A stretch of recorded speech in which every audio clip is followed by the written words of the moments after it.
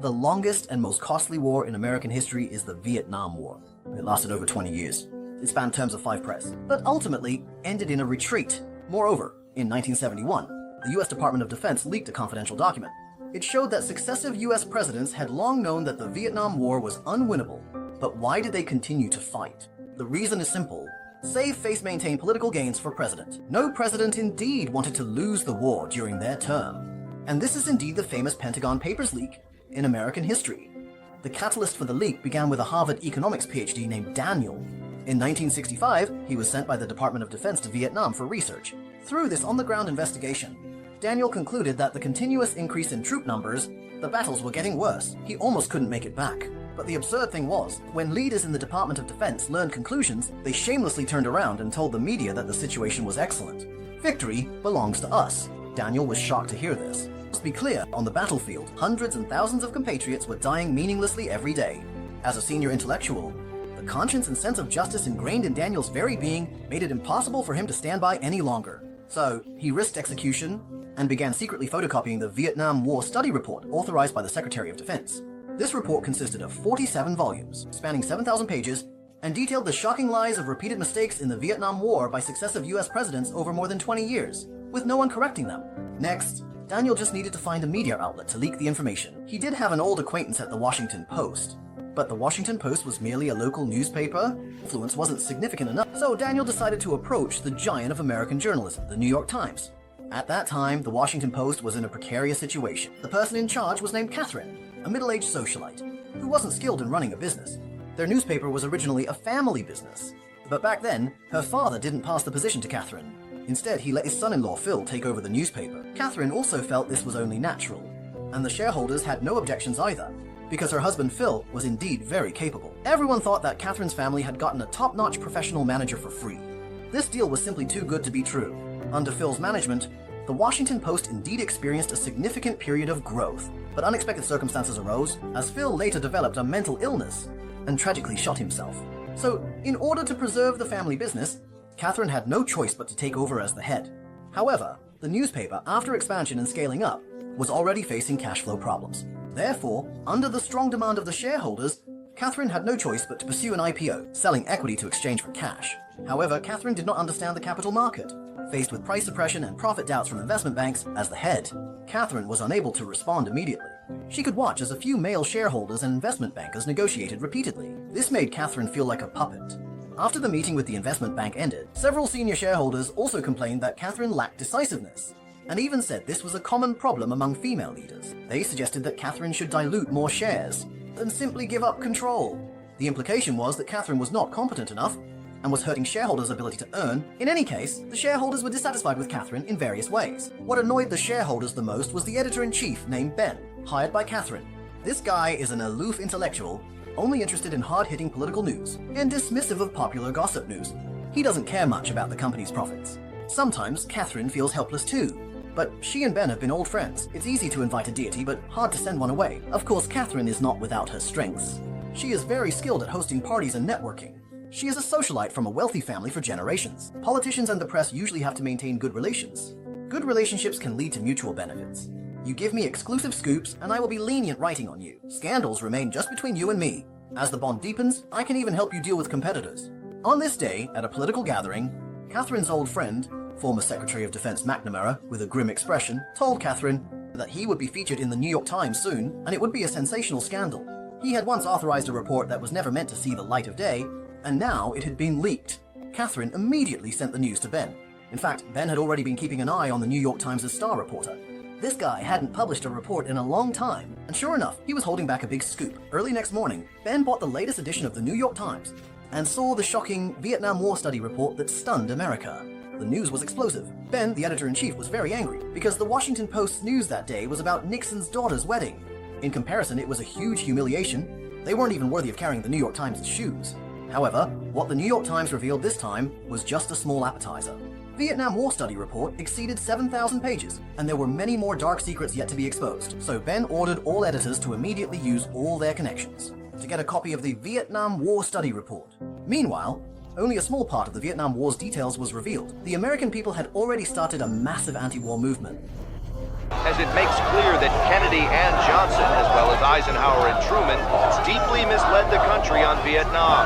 The bombshell series has appeared for the last 2 days in the New York Times. The previous 4 presidents had at least already retired. The most troubled was the current one, Nixon. He probably cursed all night long. How did this mess end up on my shoulders? He now had only one thought: to catch the leaker and charge him with treason, to vent his anger. Of course, he couldn't let that damn New York Times off the hook either. But in the eyes of his colleagues in the press, this was practically an honor. Countless newspapers would love to be targeted by the president. Ben had been racking his brains for clues these days. Then one day, information fell from the sky. A mysterious person directly delivered a copy of part of the Vietnam War documents to the newspaper. Ben was overjoyed. My God, the fun. But before they could enjoy it briefly, the New York Times had already reported it first. Turned out mysterious person was sharing resources and had sent it to all the major newspapers. The next day, the day finally arrived for the Washington Post's official IPO. Due to poor performance, the investment banks severely underpriced it. Ultimately, it could only be issued at a price of 24.5 yuan per share. But Catherine felt that being able to turn the funds around was already good enough. After all, her long-term goal had always been to keep the newspaper from going bankrupt. However, now, a latest official report suddenly plunged journalists into an abyss. The New York Times had been issued a restraining order by the federal court, temporarily prohibiting them from publishing any news about the Vietnam War, and in the upcoming hearing, President Nixon's demand was to make the restraining order permanent. The executives at the Washington Post couldn't help but feel their future was bleak, because since the birth of this country, no newspaper has ever been banned from publishing. But at this moment, one of Ben's subordinates, by sheer coincidence, finally found Daniel, who held the crucial materials. It turned out that Daniel's old acquaintance was this subordinate of Ben's. Daniel turned to the Washington Post because the New York Times was banned and had no choice but to seek help from his old acquaintance there. He felt it was necessary to continue to escalate the matter. Only then can those in power be stopped from continuing the war. Anyway, he was sure he would be caught in the end, so he couldn't go to jail for nothing. Daniel brought out most of the reports. The reason why these research reports appear was thanks to the former Secretary of Defense McNamara, who knew the Vietnam War process was too absurd and needed a review. But despite the thickness of the documents, the conclusion was very simple. Someone said this at some point about why we stayed when we knew we were losing. 10% was to help the South Vietnamese. 70% was to avoid the humiliation of an American defeat. 70% of those boys, just to avoid being humiliated. That stuck with me.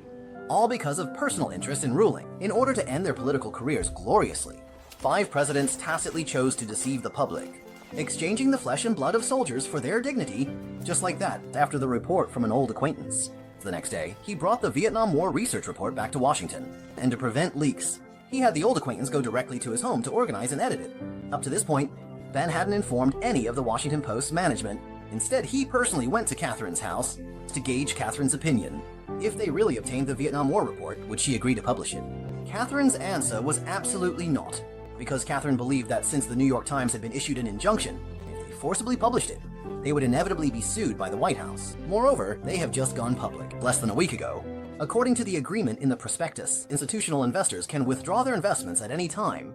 This means that if it causes panic among investors, the company could suddenly collapse due to a lack of funds. Ben was quite dissatisfied. Although politicians and the press are always in cahoots, the problem now is that both pant legs are on fire. Catherine must choose one leg. Those days have to be over. We have to be the check on their power. If we don't hold them accountable, I mean, my God, who will? Ben is very principled, and what he says makes sense. But Catherine is truly afraid to take risks. And I have no problem holding Lyndon or Jack or Bob or any of them accountable. But we can't hold them accountable if we don't have a newspaper. In fact, Catherine has already guessed that the Vietnam War documents must have been obtained, which is why Ben is saying these things. Regardless of whether Catherine agrees, Ben is already taking action. He informed the editorial team they have 7 hours to draft the draft, to be published first thing tomorrow morning. For a reason, Ben also called in the legal advisor to understand just how big the risks are. The legal advisor immediately advised Ben to turn back before it's too late, stating that this would be accused as espionage, severely damaging national interests. Because the report involves many military plans, the New York Times spent months investigating and compiling, and in the end they were still taken to court. While Ben wants to produce a draft in just 7 hours, not knowing how many legal loopholes there might be, and how many charges they might face. This moment, the company's management and shareholders also learned about the big thing Ben was doing. Without exception, they all wished they could kill Ben. They were extremely worried that Ben would ruin the company. because if convicted of a serious crime, the company's broadcasting license would be revoked. TV stations' profits are most. If TV station is gone, the unprofitable newspaper would have to be sold off. If the government wins and we're convicted, the Washington Post as we know it will cease to exist. Well, we live in a world where the government can tell us what we can and cannot print, and the Washington Post as we know it has already ceased to exist. All right, then no one could convince anyone else. So they could only ask the company's actual controller, Catherine, to make the final decision. The shareholders' reason for opposing was still, Nixon is too vengeful. Even the New York Times couldn't handle it. How can our small post compete? But Ben's argument was, right now is definitely not a time for choosing sacrificing others or oneself. This is when, if the nest is overturned, how can eggs remain intact? President Ames destroy not just the New York Times, but the freedom of the press as a whole. This is a historic struggle. Once the New York Times is destroyed, the entire industry will be buried along with it. Due respect, we all have everything to lose if we don't publish. What will happen to the reputation of this paper? Everyone will find out we had the study. Hell, I bet half the town knows already. What will it look like if we sit on our asses? It'll look like we were prudent. It will look like we were afraid. We will lose. The country will lose. Nixon wins. Nixon wins this one and the next one and all the ones after that because we were scared. Because the only way to assert the right to publish is to publish. All along, Catherine has been making choices based on the shareholders' advice. The male elites have been manipulating her daily. She's not good enough, that her opinions don't matter, just listen to us. But this time, Catherine chose to trust her intuition. Let's go. Let's do it. Let's go. Let's publish. Ultimately, making such a choice was also a matter of conscience, because Catherine's son had been to the battlefield. Although he was lucky enough to return home, there are still countless mothers waiting for their sons to come home. Of course, many will never see them return. Catherine hopes the tragedy will not continue. Even Ben's wife praised Catherine's choice. If Ben's choice was brave, then Catherine's choice was truly great. After all, Ben was unemployed. He could find another job, but Catherine was gambling with her entire fortune. Soon, the news was officially finalized. Printing was about to begin. But at this critical moment, the legal advisor chatted with an old acquaintance. He learned that the source of the Post's information was the same as that of the New York Times. Both came from Daniel. With revelation, the situation changed significantly, because the court's injunction had already stated clearly, prohibiting the New York Times and its affiliates further spread of leaked Vietnam War news. This means that if the information came from the same source, the Post would be knowingly breaking the law and in contempt of court. Both Ben and Catherine would have a high probability of going to jail because of this. This news brought the shareholders back to Catherine's home, urging her to stop immediately, to turn back before it's too late. The reason, of course, was that she needed to respect interests and fear authority. No one can avoid submitting to reality. But Catherine felt that, above the harsh reality, there is a shining spiritual belief. The basic duty of the news industry is to dare to speak the truth. If even this cannot be achieved, then it's not a pity to go bankrupt. This company's been in my life for longer than most of the people working there have been alive, so I don't need the lecture on legacy. And this is no longer my father's company. It's no longer my husband's company. It's my company. And anyone who thinks otherwise probably doesn't belong on my board. So Catherine's final decision was to let Ben continue with his work. Next morning, the Vietnam War news was published. The Washington Post shocked America in one fell swoop. Of course, in less than half an hour, Ben received a call from the Department of Justice. The Post was sued, and it was on the fast track. After the first hearing, it was immediately elevated to the Supreme Court to be expedited along with the New York Times case. There was a risk of being labeled as treason. Official explanation, this hearing mainly aimed to resolve the conflict between freedom of speech and government security, which Pentagon documents could ultimately be published. Daniel was interviewed by media outlets. He continued to speak candidly. I think the lesson is the people of this country can't afford to let the president run the country by himself. Even foreign affairs, any more than domestic affairs, without the help of Congress. I was struck, in fact, by President Johnson's reaction to these revelations as close to treason, because it reflected to me the sense that what was damaging to the reputation of a particular administration, a particular individual, was in itself treason, which is very close to saying, I am the state. Meanwhile, the Post, burdened by the lawsuit, faced the expected shake in investor confidence. Many investors saw this as a significant negative and were considering withdrawing their investments. However, some believed it was a long-term positive, greatly enhancing the Post's visibility. As long as they weren't convicted, the Post could become famous overnight, because Ben quickly discovered that newspapers across the United States were all emulating the Post's approach, publishing news Vietnam War report. They all followed your lead and published the papers. At least we're not alone.